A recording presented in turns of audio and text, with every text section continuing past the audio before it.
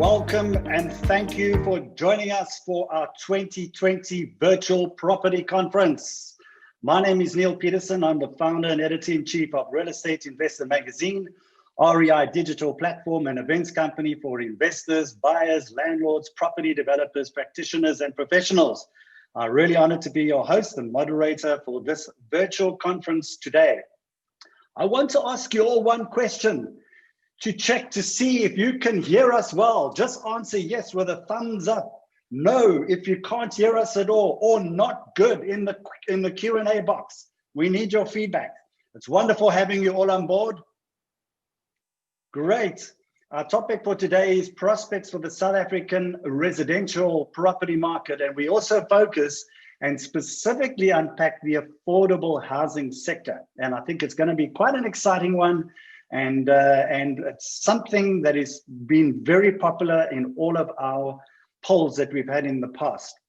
Okay, so first of all, to our audience, we look forward to your interaction. It's so important for your participation in today's virtual conference and to submit questions to our keynote speakers and panelists for the duration of the virtual conference. Just write them and submit them. So you pose your question, identify the presenter or panelist, type your question and submit it via the Q&A box. You'll see it at the bottom of your screen anytime during the event, and we will specifically deal with your questions during our panel discussion right at the end and our Q&A session, which is our final session where we introduce two new panelists as well. So please send those questions. We will get to all of them at some stage. There will also be a poll during the webinar and the conference with multiple choice questions, and they will pop up on your screen periodically during the presentations and panel discussions. And we also encourage you to vote by clicking on the selected choice and then submitting your response to us, okay, via the questionnaire, and we will publish the results live periodically through the conference. You will see it. For attendees today, there are 3 CPD points allocated for each series of the conference for registered valuers, associated valuers, and brokers. We will submit attendance reports on the virtual conference so that you do get your CPD points. So don't worry about that. Additional webinar recordings that Real Estate Investor has done, which can be accessed on the REI Mag website under shows. You just click on webinars and REI Talk, and you can view it there at your leisure, or go to the REI TV YouTube channel. So let's get to today's theme and topic. Our theme for the entire 3-part series of the 2020 REI Rode Virtual Property Conference is peering into the future of the South African economy and real estate. What the future holds. Wouldn't we all like to know? So first of all, in part 1, we unpacked the current and future of the South African economy in great depth, while part 2, we did a deep dive of the South African commercial property markets, specifically the retail, office, and industrial sectors.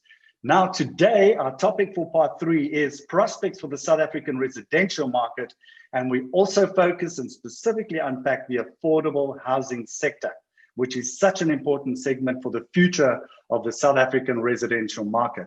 So today, our panelists and keynote presenters include 2 economists, 2 property development professionals in the residential and affordable housing sector space, and an affordable housing specialist. And I will introduce you to them shortly.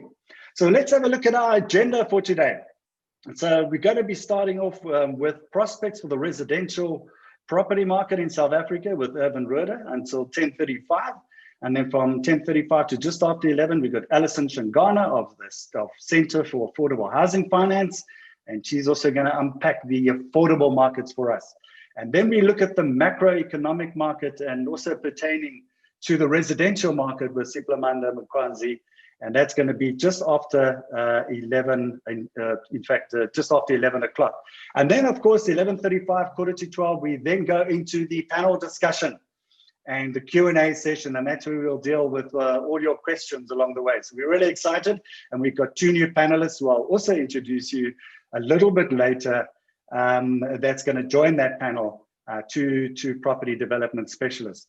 Right, so now without further ado, I'd like to introduce you to our first keynote presenter of the morning. He looks a bit shaken, but certainly not stirred by the 3.4 magnitude earthquake we experienced earlier this morning in Cape Town. I mean, can you believe it, guys? We've got earthquakes. It's a second one.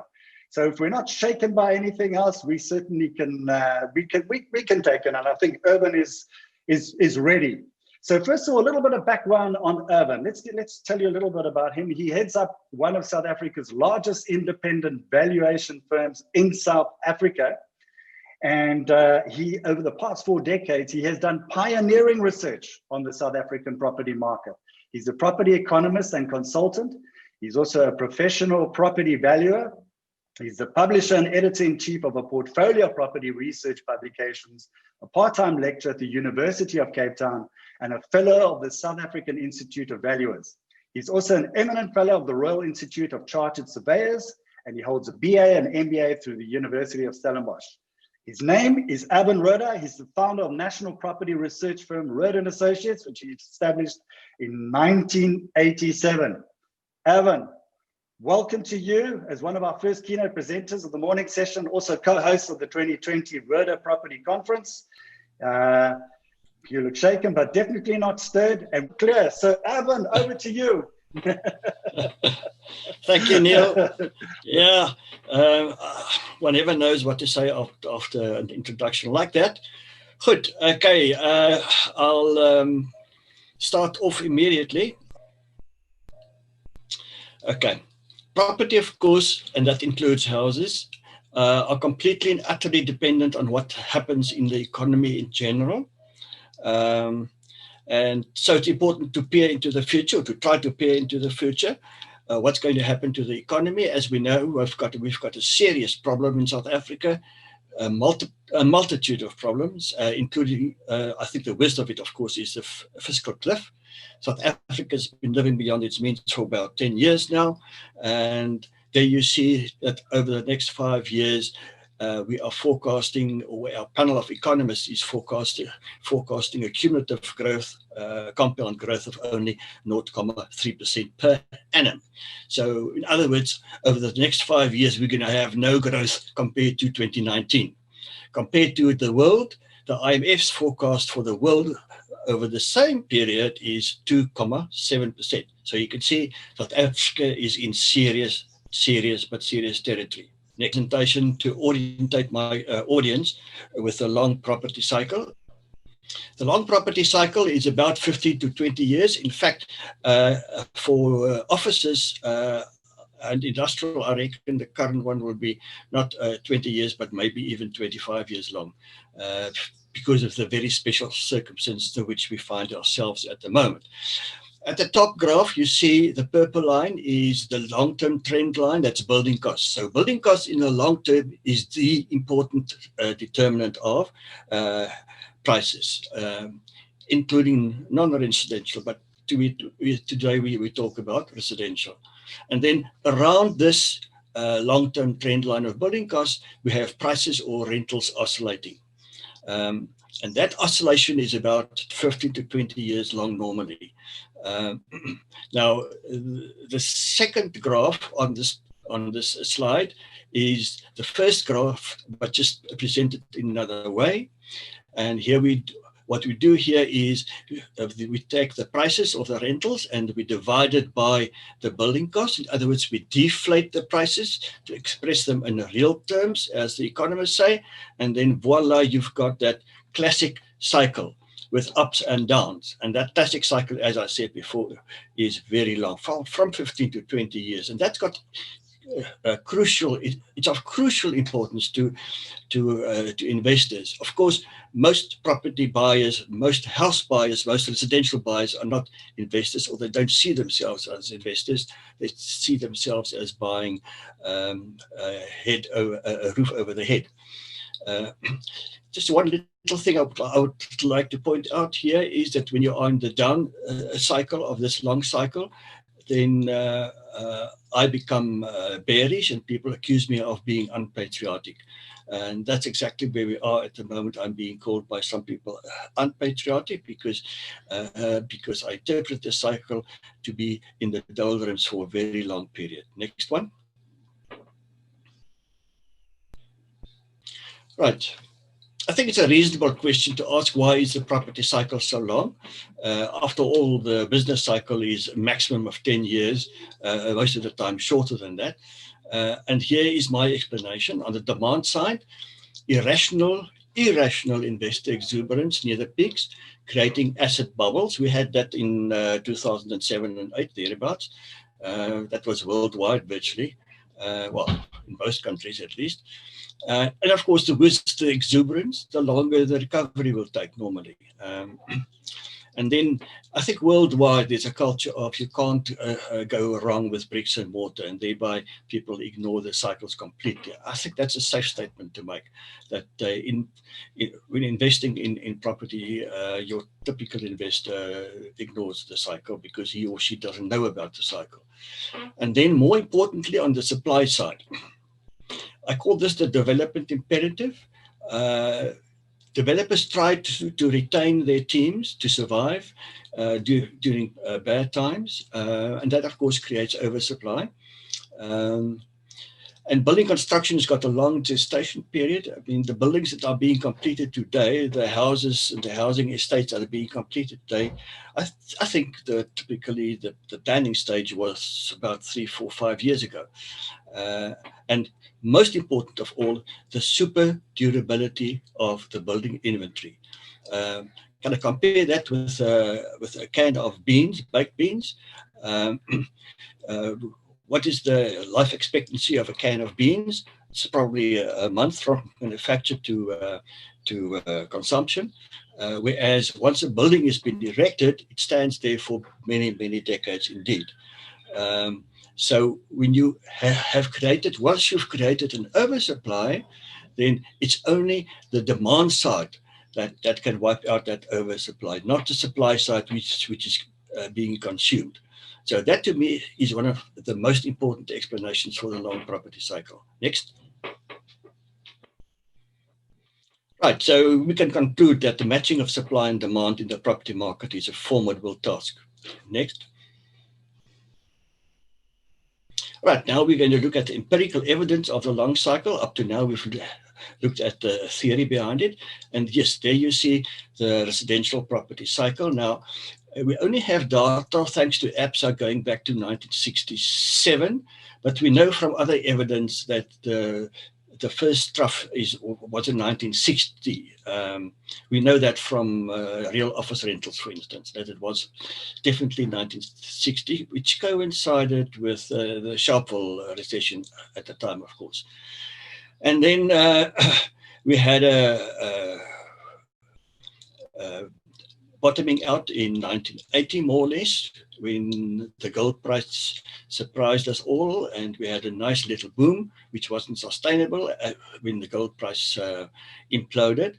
And then we had another very deep trough in 1996, 1997, thereabouts, which was deeper because as normal, deeper than normal. Why? Because I think there was also a political aspect to it when we had the transition to the new South Africa.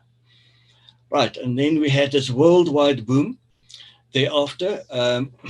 Now, I must explain to you that the boom we had after 1997 was exceptional. Because why? Because from about 1990, we got inflation under control in this country, and that allowed the Reserve Bank to bring down interest rates. And as we'll learn in a moment, interest rates, of course, a very important driver of house prices. And worldwide, this also happened to have happened, especially the USA, where we know that the extremely low interest rate policy of the policy of very low interest rates created an artificial boom, and of course, inevitably, it had to implode sooner or later. And there you can see our forecast. We are forecasting that in real terms. Please note this is in real terms. In other words, we took out building cost inflation, right? We are forecasting that in real terms, house prices will keep on declining for the next 5 years.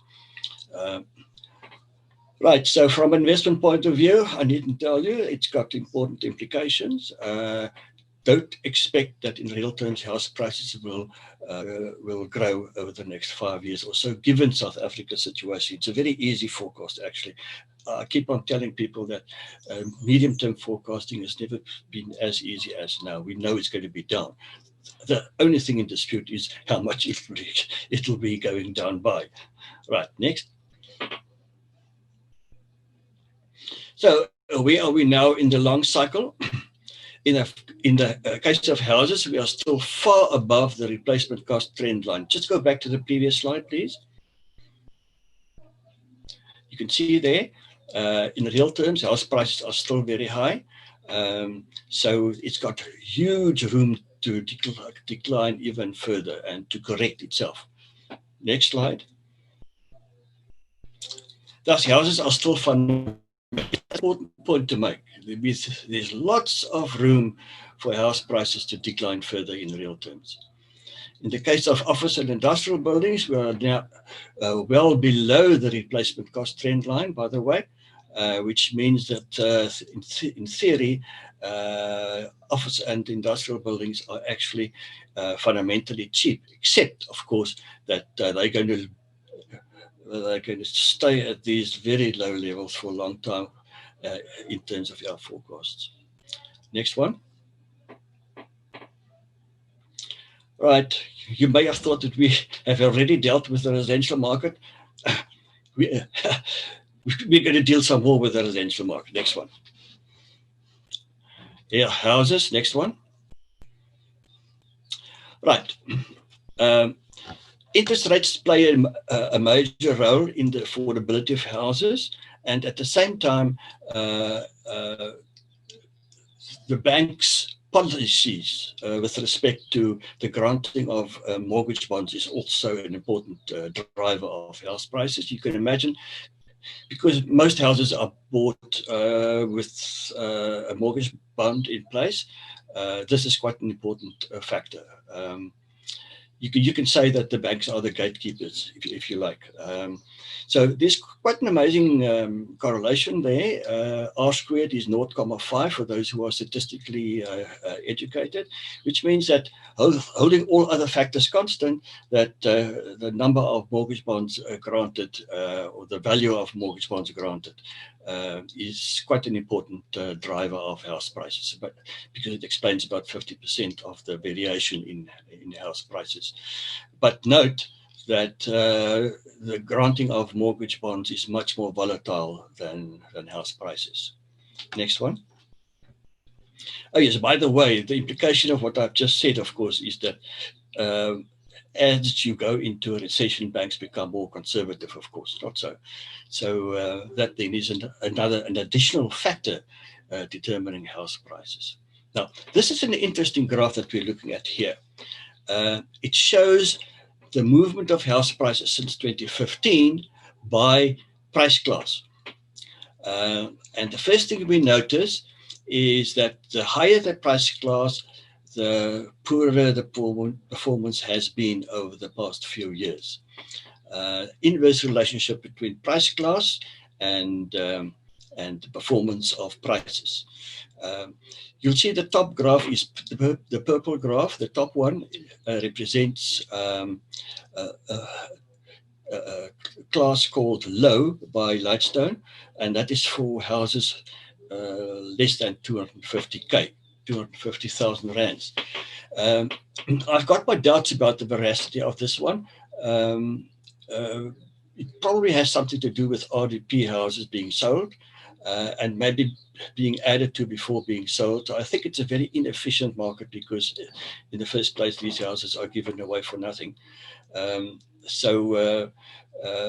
still, it makes sense holistically that the lower the price class, the better the performance has been. Note that the so-called luxury class, which is only higher than 1.5 million rands, has been performing worse. And of course, these people are more exposed to confidence levels and bad news, and they are more footloose. They are the types who emigrate more than any other price class. or income class. And also, if you go even higher than 2 million, 3 million, thereabouts, of course, these people, their incomes are typically or often related to the performance of the economy, either as shareholders or as directors. Next one.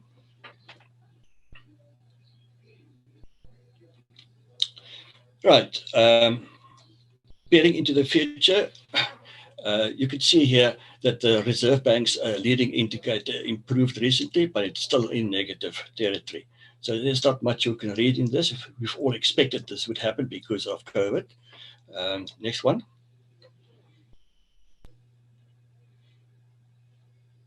Yeah, and there is, of course, a repeat of our forecast. Next one. Right, so we decided to spend some more time on flats. That's an important tenure in South Africa. Historically, you were looked at askance when you were renting a property. The model was you must own it, otherwise you are not regarded as an important in society. But that is changing now. Just to give you an idea, in Switzerland, about 60% of people are renters. In Germany, it's about 50 or 55%. So there's nothing wrong in principle with renting. In fact, at the moment, it is, well, it will again be cheaper to rent than to own. Of course, with a recent sharp decline in interest rates, 300 basis points, owning has become cheaper relative to, or cheaper, but not relatively, cheaper relative to itself, but not necessarily cheaper than owning. And the other problem with this, of course, is that how long will these very low interest rates persist? That's a crucial question, and nobody's got the answer to that. But given the forecast of the economy, I personally think it can't last for all that many years, maybe a year and a half maximum, before we will be forced to put up our prices, our rental, our interest rates again. Right.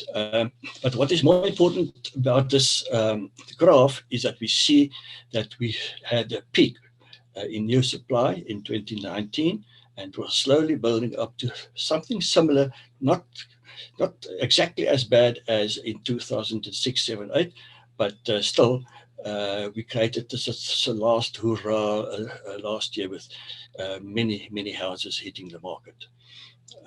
So that makes a decline in real prices easier, of course. Next one.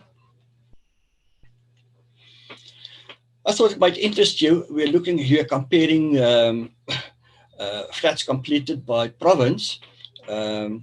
Let's just look at 2019. The Gauteng is the red one, and the black one is the Western Cape. You see the Western Cape is outperforming the rest of the country by far. It's quite amazing. And of course, a thing like this must eventually end in tears. Whereas the Gauteng which is a much bigger province, is underperforming, or had been underperforming, the Western Cape. So this is always the problem with the economy. The good news also always becomes the bad news eventually. Next one.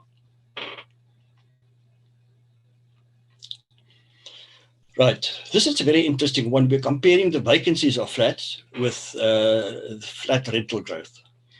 Now, the vacancies is the purple one, and you can see something horribly has happened over the past few years. When I was new in the property game, one thing about flats you could say is that they were very constant. Little vacancies. I mean, your typical vacancy was maybe 2%, something like that. Partially, I think it was because at one stage the government had rent control, which is a stupid thing to do. So you had a damper on new supply of flats. And just look how this has changed now. I mean, even in 2017, it was more than 4%, and now it's about 11% on average. So as you would expect, there is an inverse relationship between flat vacancy rate and annual change in flat rentals. So even owning a flat now and renting it out as an investment, its risk profile has changed. We are in new territory in South Africa. Next one.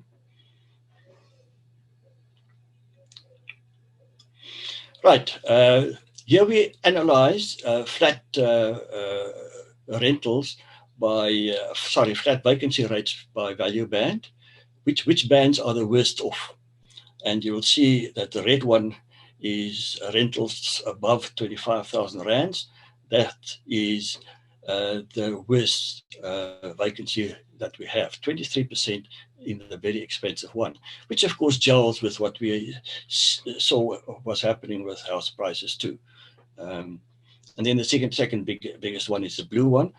That is the very cheap ones, 17% vacancy for rentals below 3,000 rands per month. So once again, the very cheapest and the very expensive ones are the worst affected. So those are not your sweet spots as an investor. Next one. Now this is amazing. What we're looking at here is real flat rentals that has been declined. The trend has been declining since, well, 1992 here. The data is from Rode. These are surveys we've been doing for decades, for 3 decades and longer. And I must say, I would like you, my audience, to come back to me and explain to me why this is possible, that over such a long period, rentals in real terms could have declined. It goes contrary to the theory. So unless you can explain to me that the building costs have somehow become less expensive per square meter, then of course that would be an explanation, or that they've become more expensive. But please come back to me with your theories on why this has been happening. Certainly, the implication of this graph is that that over time it's become less and less profitable to erect flats for renting. Next one. Our conclusions. Next. House prices surprised on the upside recently, but will come under pressure over the medium term. There's no doubt in my mind. I mean, we are, as a country, we are entering a period of stagnation, if not decline, and it's going to be terrible for employment and for salary levels. And it's not just because of COVID-19. That's a very important point to make. Remember, we were in a recession before COVID-19 struck, and we were in a recession for very good reasons that are not going to disappear overnight. Flat rental growth is slowing down significantly due to the oversupply, right? So that's going to be staying with us for a long time to mop up that oversupply. The residential cycle downturn, it will continue for the next few years as the economy is a final say, of course. And from the bank's point of view, financing residential developments will become riskier, and you can expect that banks will fine-tune their lending criteria. At the moment, as we know, until very recently at least, the banks were quite prepared to grant 100% mortgage bonds, even higher than 100%. It makes me very worried about what the eventual outcome of this policy is going to be. Right, from a developer's point of view, the greatest risk to residential developers is not so much profit margins, but the tempo of sales. It's not so much the prices that you can sell these units at, but it's the tempo of sales. How quickly can you sell the units that you've erected? Thank you. Next. Great, thank you very much there, Erwin. And yeah, we'll be debating obviously a lot of questions, a little bit later in our Q&A. So please, once again, if I could ask everybody to submit your questions in the Q&A box below. And I know we have quite a few questions already for you, Evan, which we'll deal in the Q&A section. So please encourage you to continue to do so. But thank you for that. It wasn't all good news, but I think I think it was a really great analysis of where we're standing based on empirical data. So thank you for that, Erwin. Okay, so our next presenter and our next keynote presenter is Alison Tshangana, and she's the head of research and market intelligence, CAHF. So she joined CAHF as the head of research and market intelligence in June 2018 with nearly 10 years experience in the public sector. Areas of interest include human settlement policies and programs, intergovernmental finance and public expenditure analysis. And she joined CAHF from the South African Local Government Association, where she led their work on human settlements and acting as a local government sector advocate and policy analyst. She has senior management experience at provincial level in South Africa in both the housing sector and also Treasury. And during her time with the Western Cape Department of Local Government and Housing, she was responsible for developing Western Cape housing policy, as well as research and information management. Prior to this, Alison spent 2 years heading the budget office at the Western Cape Provincial Treasury. Experience in the NGO sector includes 4 years at IDASA, a South African NGO supporting democratization, where she founded and led a unit which undertook research and capacity building activities on budgeting for government's response to HIV/AIDS. And she also worked with an international NGO based in Washington, DC, which undertook conflict resolution programs in the Middle East and elsewhere. She obtained a master's degree in public policy from the Kennedy School of Government at Harvard University in 2000. She has a bachelor's degree in political science cum laude from religious studies from Brown University in Rhode Island, United States. Her name is Alison Tshangana, and please welcome to you, Alison, and over to you. We really look forward to your insights on the affordable market. Thank you very much. Good morning, everybody. I am going to speak to you about our analysis of some title deeds data that we obtained from Lightstone. And my specific focus is on the affordable housing market. So the overview that we've just had from Erwin is very helpful to provide a larger context of the residential property market. And then I'll hone in on the affordable market, the lower end of the property ladder. I'm from an organization, as Neil said, called the Center for Affordable Housing Finance in Africa. We're an NGO based in Joburg. We work all over Africa to promote investment in affordable housing. We're essentially a think tank, and we do research as well. Within South Africa, we work with National Treasury and with the metros to improve their thinking and to help them think about how municipalities can stimulate the residential property market at the lower end. Just to start off with, as I mentioned, we used Lightstone data, and we segment it a little bit differently than Erwin has done in the previous slides. We slice it into 4 or 5 pieces: the entry market, 300,000 or less; the affordable market between 300 and 600; the conventional market, 600 to 900,000; and then the high-end market, 900 to 1.2 million; and the luxury market over 1.2 million. The data that I'm showing you is the title deeds data from the National Deeds Office via Lightstone up until the end of 2019, so December 31st, 2019. And what you can see here on the pie graph is the number of properties in each market segment. And we can see very clearly the green, of course, is the lower end of the market, and the red is the higher end luxury market. So the cooler colors are the lower values.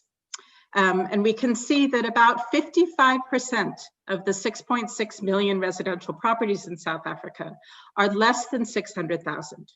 So the high end is the small slice. The much larger end is the affordable market that's under 600,000. It's over half of the property market in this country. Now, a large portion of that is what government has built as part of the Government National Housing Program, known as the RDP properties, or Breaking New Ground properties. And what we do is in the data, we use a proxy to identify those government-subsidized properties. And we found that almost a third of these 6.6 million properties, almost a third were built by government as RDP houses, which is a huge investment in the residential property market. We'll talk a little bit more about that. What I want to speak about today then is I'll give you a little bit of an overview of the residential property market, looking at those different segments and focusing on the lower end of the property ladder. Then I want to hone in on the government subsidized housing and also look at first-time home buyers. Who are they and how are they accessing property?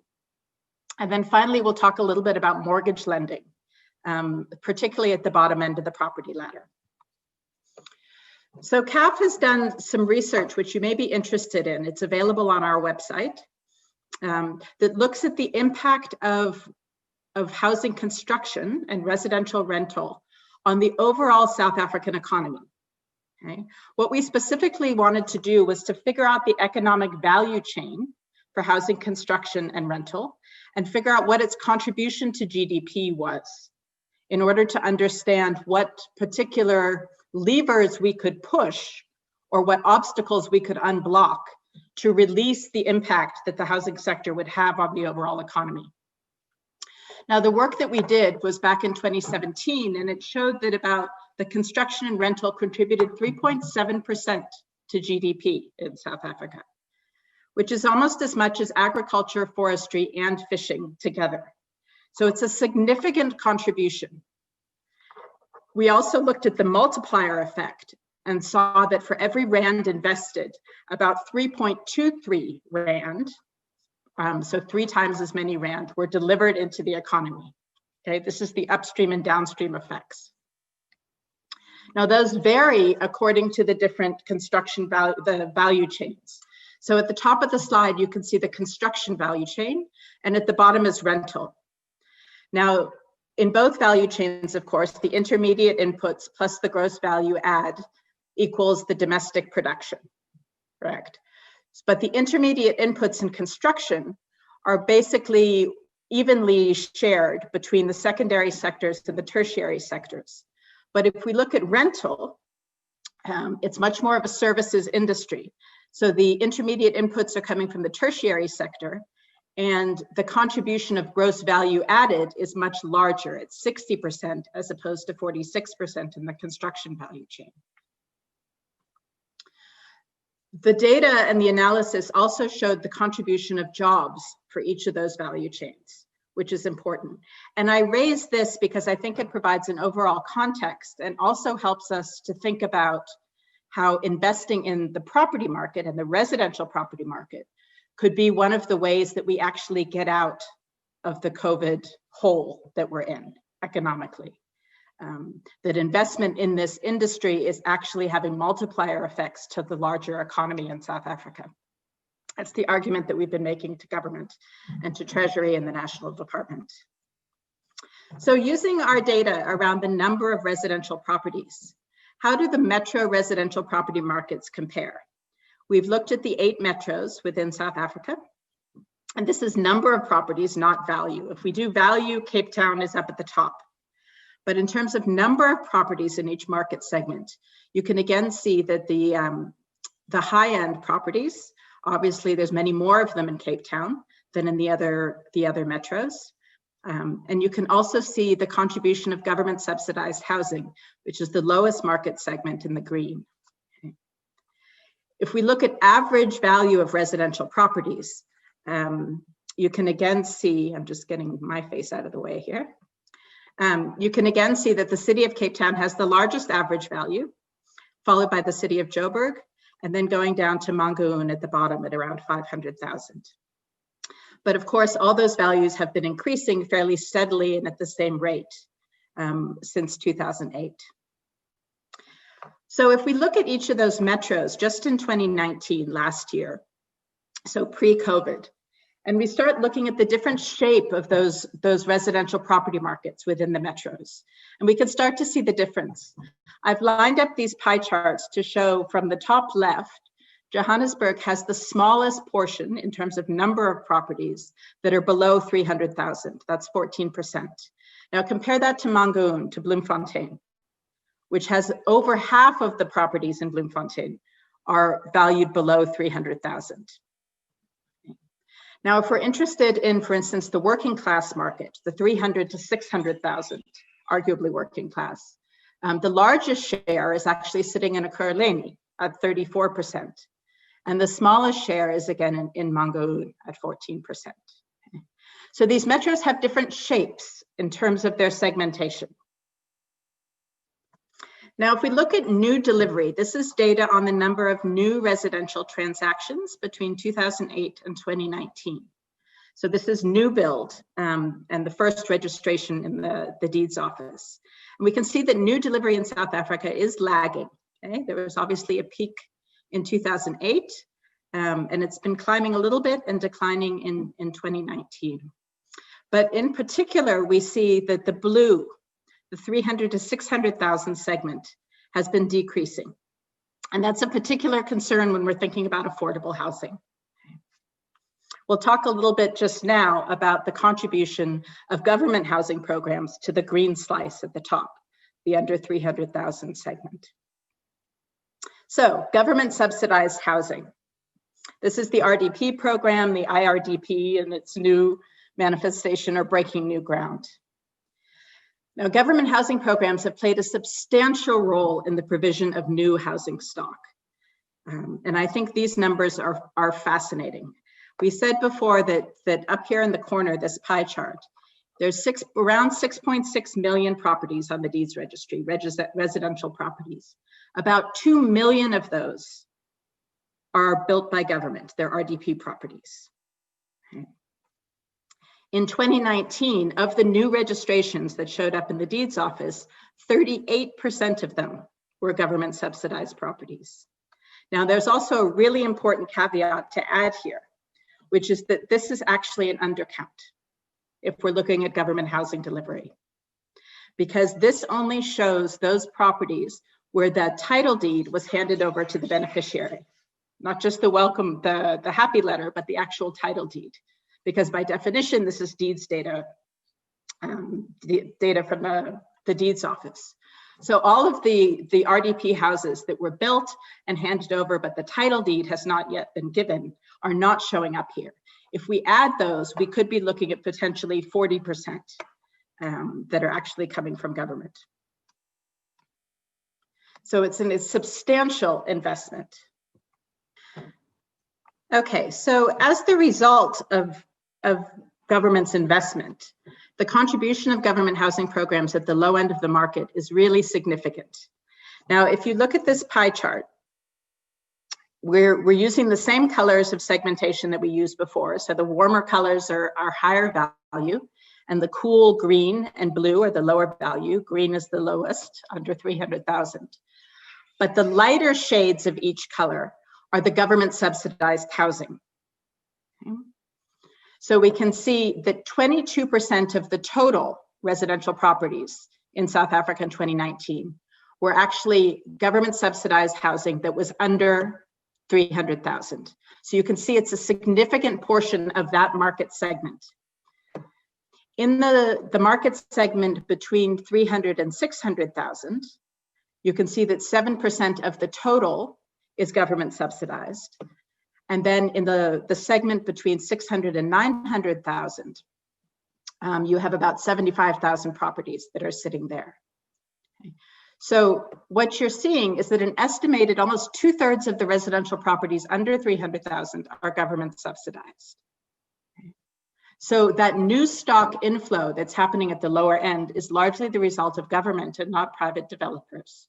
Okay. That's probably not a surprising conclusion. But if we look at a metro level, we'll see the impact that this investment has at the lower end of the market. So you're looking at a graph from eThekwini, from Durban. And the different bars are the different market segments, starting on the left, under 300,000. Now, the darker blue is the number of residential properties in that market segment. And the lighter blue shows the government subsidized properties. So 50%, 57% of those properties that are in that market segment were built by government. In the 300 to 600, it's about a quarter. Now you can see the impact of that spatially at the metro level as well. So this is Umlazi in eThekwini, and the size of the circles is the number of properties, while the colors of the slices within the circles is the market segment. And you can see the number of properties that are blue, that are between 300 and 600,000. All the properties on this map here are government subsidized. So what you're seeing is the appreciation of these RDP properties. Okay? They registered at the below 300,000 when they were created and put on the deeds registry, but they're starting to appreciate and perform as an asset. Okay, so government subsidized properties aren't just sitting at the bottom end of the market, they're appreciating, right? They're growing in value. So let's look, for instance, at PE. These are all the government subsidized properties. And you can see that about 80% of them are under 300,000, but 20% are between 300 and 600. And then we look at Durban, where a third of the total properties are government subsidized. And of those, about 55% are below 300,000. And another third are up to 600,000, but some have reached up to 900,000, or between 600 and 900,000. And then finally in Joburg, you can see significant appreciation as well. So of those government subsidized properties that are sitting in Joburg, over half of them are now between 300 and 600,000.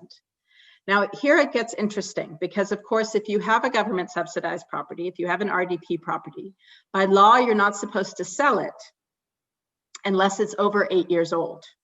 So the question then becomes, how many of these properties are over 8 years old and therefore eligible to go onto the resale market? Could be a form of supply at this level of the market. And we can see that most of these, 91% in PE, 96% in Durban, 93% in Joburg, are all over 8 years old. So this is a possibility of a stock for the resale market at the lower end of the property ladder to allow low-income households to move up. Okay. RDP houses are an entry-level rung in the property ladder, would be our argument. So let me explain to you what this graph is, because I think it's very interesting.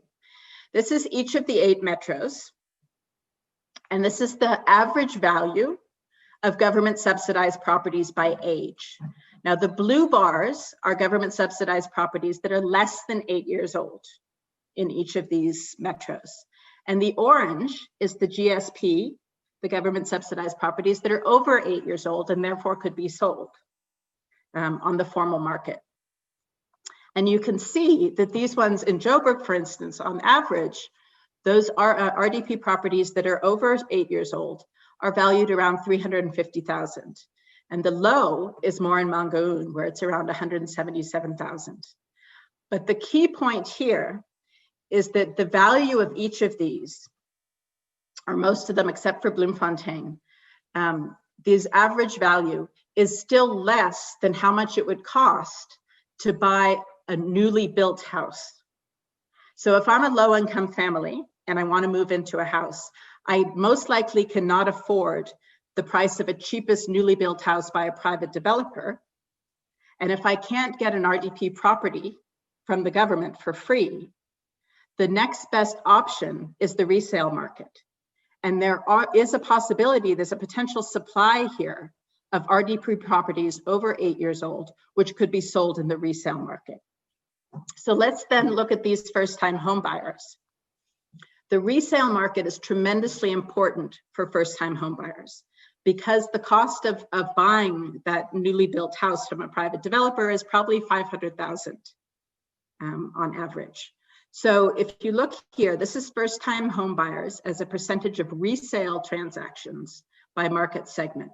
So if we look over here, first of all, for South Africa and the national picture, 56% of the first-time home buyers that purchase in the under 300,000 market segment, in the under 300,000 market segment, 56% of those are first-time home buyers.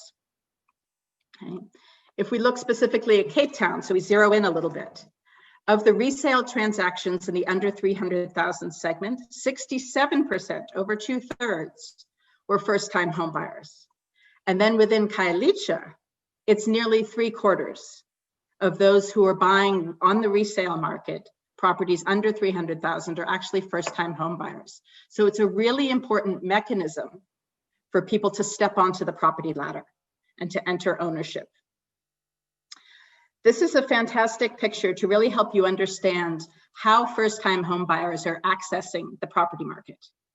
Okay. The pie graph that you see here is the kinds of properties that they're buying and which market they're using.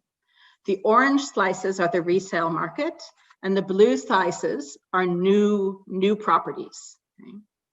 And again, the darker color is regular properties, and the lighter color is government subsidized. So if we look at this, then the orange in total is about 60%. So 60% of first-time home buyers are buying a house on the resale market. They're not buying new property. Most first-time home buyers are using the resale market to access property.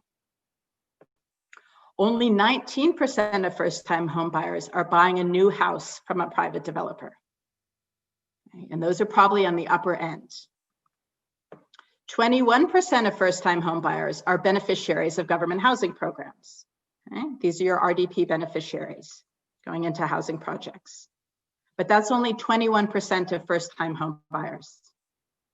8% of first-time home buyers are buying an RDP property on the resale market.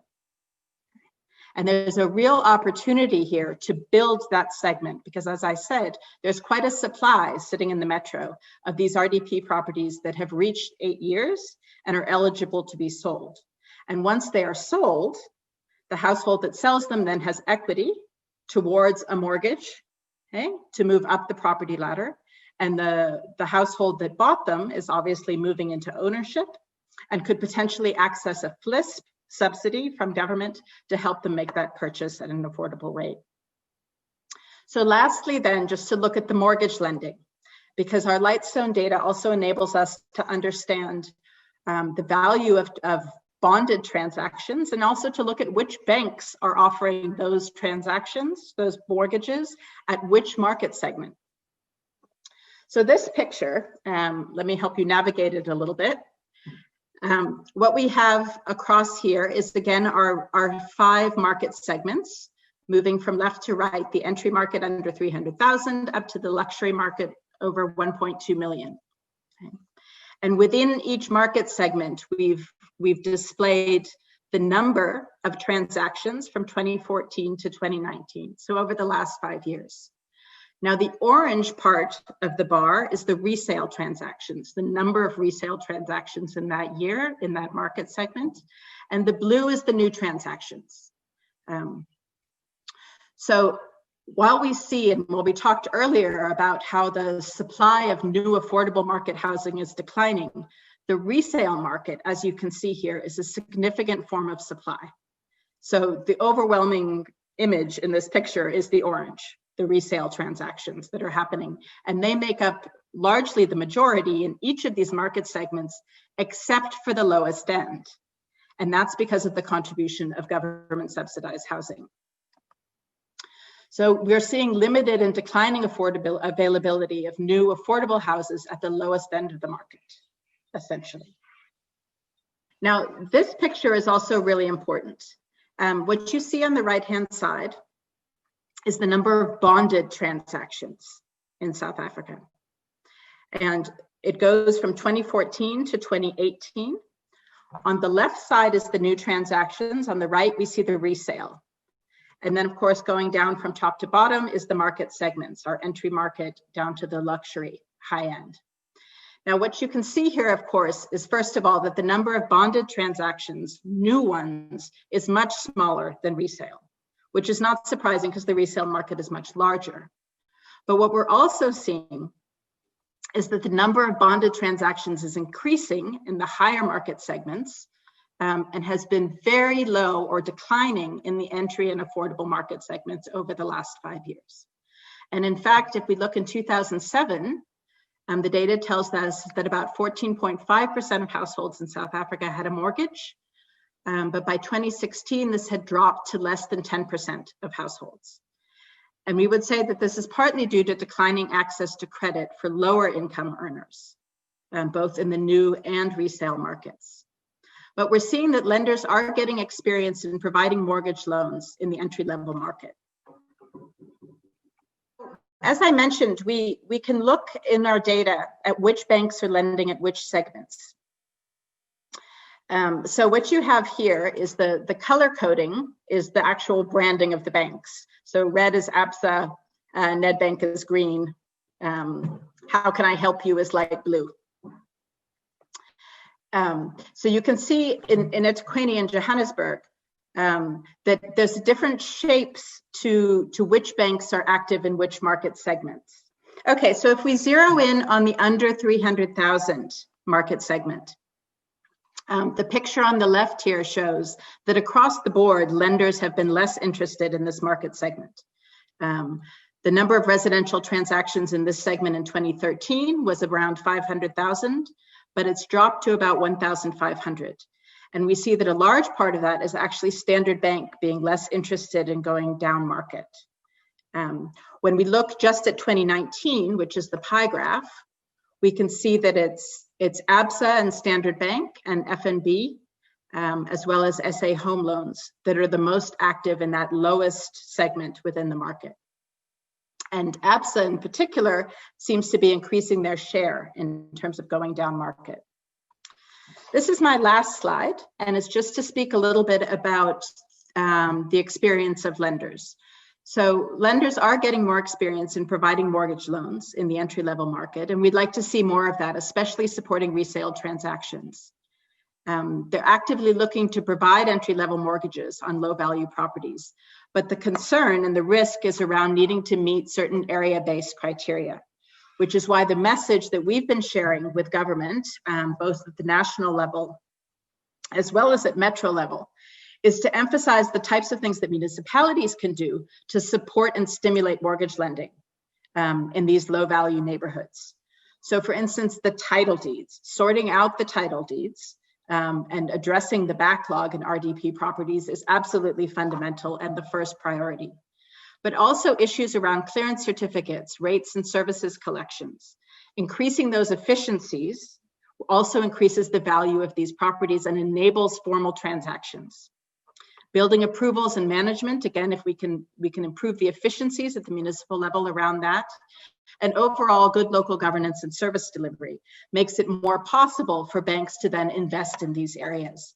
What I've shown you on the right-hand side is a dashboard that we have on our website, our CAHF website, and I'll give you the website address in just a moment. The dashboard allows you to look at all this data that I've been sharing with you. So pick a particular metro or even a particular neighborhood and to look at how many mortgages have been extended, bonded transactions in that particular neighborhood over the last 5 to 10 years, and also which banks are lending in that area. So it's incredibly rich data. We have also, using the data that I've shared a little bit with you now from Lightstone, we've developed reports on each of the 8 metros. There's 10-page reports for each metro that shares some of the information in more detail that I've spoken to you. Those are available on our website. And lastly, as I mentioned, there's a number of dashboards. The first provides an overview of stock and transactions by metro. There's also a dashboard that lets you unpack where the government-subsidized housing is and how it's performing. We also have a dashboard on mortgage lending, down to the detail of values of transactions, first-time home buyers and banks. And then a national level dashboard as well that lets you get an overall picture of the market segmentation and the performance of the affordable housing market. So I encourage you to go visit the website as well if you'd like more detail. Thank you very much. Alison, that was fantastic. I think it was really interesting data there. I think what will be quite interesting is to actually see what's going to happen, in 2020 data, if we had to sort of overlay it on that and the effect of COVID. And because we've seen quite an uptick for pent-up demand And I think that's certainly going to be part of the discussion a little bit later when we have the panel discussion. So we look forward to having you there on that panel discussion. But thank you very much for that. That was fantastic data. We will chat to you a little bit later when we get to our panel discussion. Very interesting data, and I think it sets the scene nicely for a great discussion